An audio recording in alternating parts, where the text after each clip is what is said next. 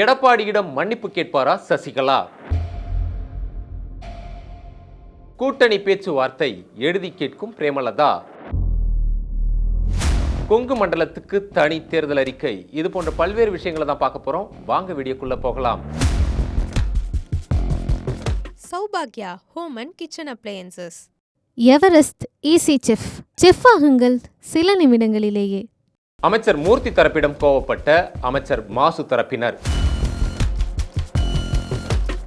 அதாவது திருப்பரங்குன்றம் தாலுகா கோப்புதுப்பட்டியில் ஹோமியோபதி கல்லூரி ஒன்று தொடங்குறதா இருந்துச்சு. அதுவும் குறிப்பாக நவம்பர் 4ஆம் தேதி அமைச்சர் மூர்த்தி தலைமையில் இந்த விழாவை திட்டமிட்டிருந்தாங்க. இந்த விஷயத்தை கேள்விப்பட்ட சுகாதாரத்துறை அமைச்சர் மாசுவினுடைய தரப்பினர் உடனே அமைச்சர் மூர்த்திக்கு நெருக்கமானவர்களுக்கு போன போட்டு என்ன சொல்லியிருக்காங்க அப்படின்னா, எதுக்கு எங்கள் அண்ணனோட துறைக்குள்ள தேவையில்லாமல் நீங்கள் மூக்க நுழைக்கிறீங்க? ஏற்கனவே எங்கள் அண்ணனுக்கு சென்னையில் ஏகப்பட்ட குடைச்சலை தராங்க, இதில் நீங்கள் வேற ஏன் தர்ம சங்கடத்தை ஏற்படுத்துறீங்க அப்படின்னு சொல்லிட்டு ரொம்பவே காட்டமாக பேசியிருக்காங்களாம்.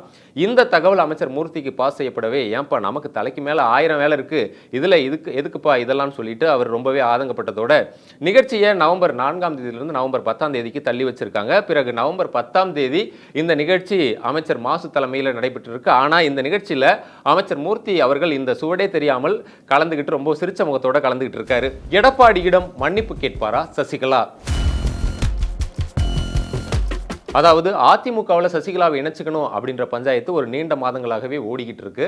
இப்போ சசிகலாவுடைய ஆதரவாளரும் மாஜி அமைச்சருமான OS மணியன் அவர்கள் அண்மையில் என்ன சொல்லியிருக்காரு அப்படின்னா, கட்சியிலிருந்து விலகி சென்றவர்கள் மன்னிப்பு கேட்பதாக இருந்தால் அவர்களை கட்சியில் இணைச்சிக்க சொல்லி நான் பேசுவேன் அப்படின்ற மாதிரி தெரிவிச்சிருந்தாரு. இந்த விவகாரத்தில் முதல்ல சசிகலா தரப்புல இருந்து தான் தூது வந்ததா சொல்றாங்க. அவங்க கிட்ட OS மணியன் என்ன சொல்லியிருக்காரு அப்படின்னா, முதல்ல பகிரங்கமாக மன்னிப்பு கேட்கணும், பிறகு வருத்தம் தெரிவித்து ஒரு கடிதம் எழுதுனா போதும், கட்சியில் இணைந்து கொள்ளலாம் அப்படின்ற மாதிரி தெரிவிச்சிருக்காரு. இது மாதிரி யாராவது ஒருத்தங்க தெரிவிச்சிருந்தா உடனடியாக விளக்கம் கேட்டு நோட்டீஸாவது குறைந்தபட்சம் அனுப்புறதுக்கு கட்சி தலைமை சொல்லியிருக்கும். ஆனால் OS மணியன் விவகாரத்தில் அப்படி எதுவும் எச்சரிக்கை மணி ஒலிக்கவில்லை. காரணம், சசிகலா விவகாரத்தில் கொஞ்சம் விட்டு பிடிக்கலாம் என்று நினைக்கிறதாம் எடப்பாடி தரப்பு. கோவையில் முதல்வரை வைத்து திட்டமிடும் செந்தில் பாலாஜி. அதாவது கடந்த தேர்தலில் பார்த்தோம் அப்படின்னா திமுக கோவை மாவட்டத்தில் இருக்கக்கூடிய 10 தொகுதிகளிலுமே வாஷ் அவுட் ஆகியிருந்தாங்க.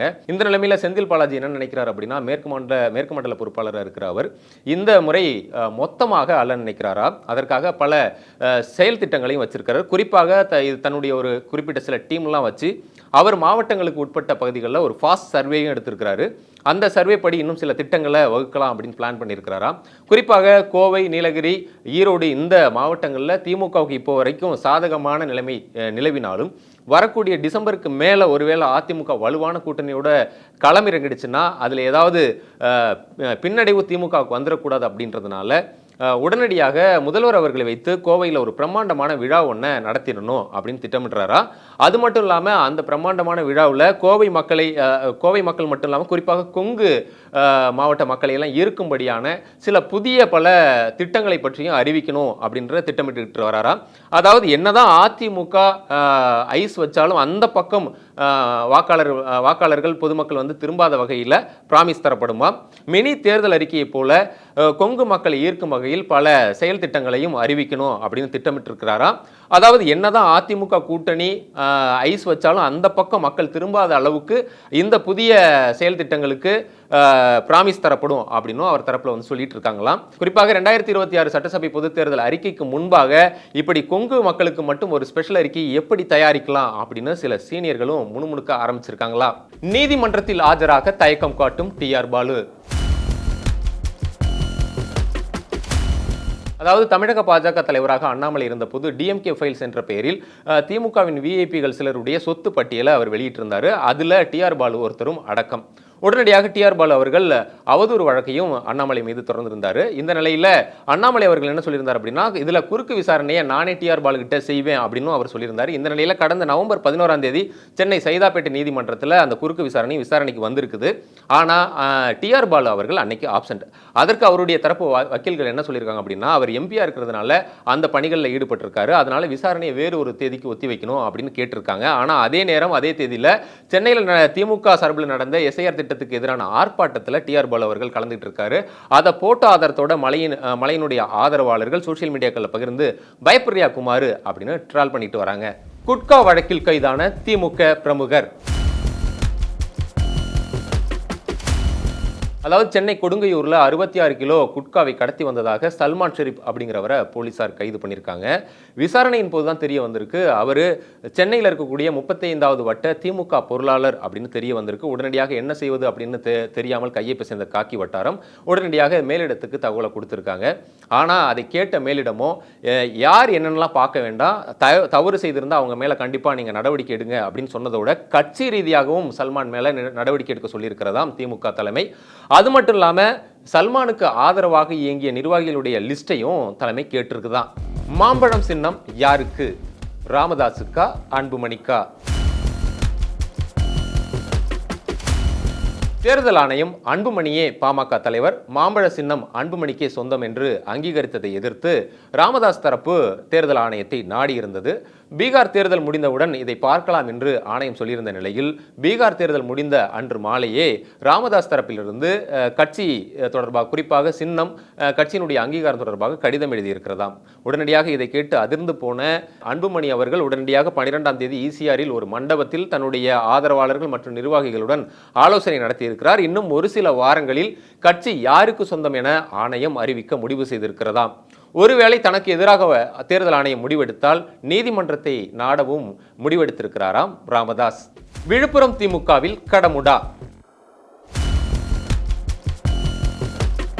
அனைத்து பதவிகளையும் இழந்து முடங்கியிருந்த பொன்முடிக்கு அண்மையில் திமுக மாநில துணை பொதுச் செயலாளர் பதவியை வழங்கியிருந்தது. இது பொன்முடிக்கும் அவரது ஆதரவாளர்களுக்கும் உற்சாகத்தை தந்திருக்கிறது. அதே வேளையில் விழுப்புரத்தில் இருக்கக்கூடிய அவருடைய எதிர்த்தரப்பினரான விழுப்புரம் மத்திய மாவட்ட பொறுப்பாளர் லட்சுமணன் மற்றும் அவரது ஆதரவாளர்களுக்கு இது ஒரு அதிர்ச்சியை கொடுத்திருக்கிறது என்று சொல்லலாம். இந்த நிலையில் கடந்த நவம்பர் 11ஆம் தேதி மாவட்ட தலைநகரங்களில் திமுக எஸ்ஐஆருக்கு எதிரான ஆர்ப்பாட்டங்களை நடத்தியது.